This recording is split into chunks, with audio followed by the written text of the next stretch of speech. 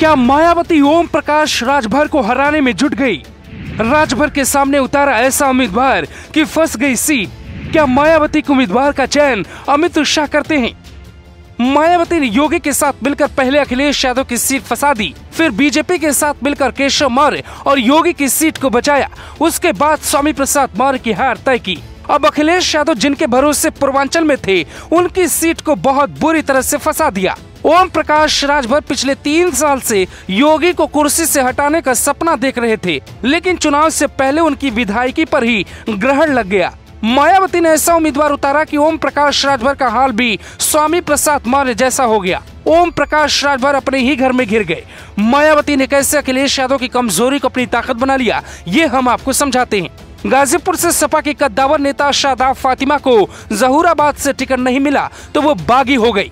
दरअसल अखिलेश यादव और शिवपाल की लड़ाई हुई थी तो शादाब फातिमा शिवपाल के पाले में चली गई, लेकिन जब चाचा भतीजे एक साथ आए तो शादाब फातिमा का टिकट अखिलेश यादव ने काट दिया, या ये कह सकते हैं कि उन्हें दिया नहीं। शादाब फातिमा यहां से चुनाव जीती थी और 2012 में अखिलेश यादव की सरकार में मंत्री भी बनी थी। 25 सालों से यहां से वो राजनीति कर रही हैं। जब टिकट नहीं मिला तो बागी हो गई। निर्दलीय ताल ठोकने का मूड बनाया, लेकिन मायावती ने अपने दर पर बुलाया। अखिलेश यादव के सबसे खास दोस्त ओम प्रकाश राजभर बुरी तरह से फंस गए।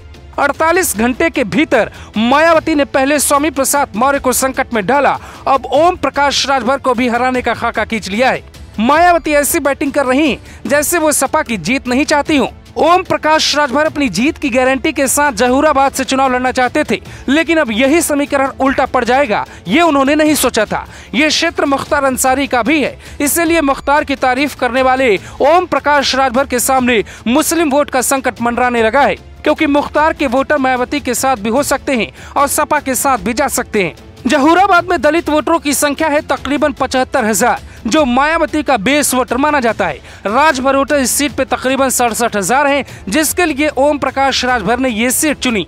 यादव वोटरों की संख्या भी काफी है, यहाँ 43,000 के आसपास यादव वोटर हैं, जो सपा के बेस वोटर माने जाते हैं। मायावती ने पहले राजभर वोट के हिसाब से अपना उम्मीदवार भी बुझारत राजभर को बनाया था, लेकिन शादाब फातिमा जैसे ही सपा से बागी हुई, मायावती ने उन्हें टिकट दे के मैदान में उतार दिया। यहाँ मुस्लिम वोटर की तादाद है 27,000 के आसपास, जो अब बसपा और राजभर में बढ़ जाएगा। चौहान मतदाताओं की संख्या तकरीबन 33,000 है। ये वोट जिसके साथ होगा, जीत उसी की तय होगी।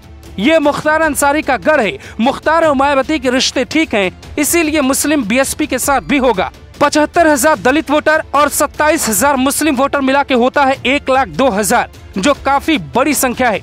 जबकि यादव वोटर है 43,000 और राजभर वोटर है 75,000, जो मिलाकर होता है 1,13,000। ऐसे में तय करेगा ब्राह्मण वोटर, जो 14,000 है, और किंग मेकर होगा चौहान वोटर, जो 33,000 है। ओम प्रकाश राजभर की जीत सुनिश्चित थी, लेकिन अब ओम प्रकाश की जीत बुरी तरह फंस गई। यहाँ बीजेपी का उम्मीदवार आना बाकी है। बीजेपी इस सीट को जीत नहीं पाती है। ऐसे में अगर बीजेपी किसी राजभर को टिकट दे दे तो फिर राजभर का जीतना मुश्किल हो जाएगा, क्योंकि सबसे ज्यादा है राजभर वोट, क्योंकि भारी संख्या में राजभर वोट है और अभी तक बीजेपी किसी ऐसे नेता की तलाश में है जो राजभर वोट हासिल कर सके। हालांकि शादाब फातिमा कोई बड़ा उलटफेर कर सकती हैं। अगर यादव और राजभर का वोट एक साथ गया तो ओम प्रकाश राजभर यहाँ के विधायक होंगे।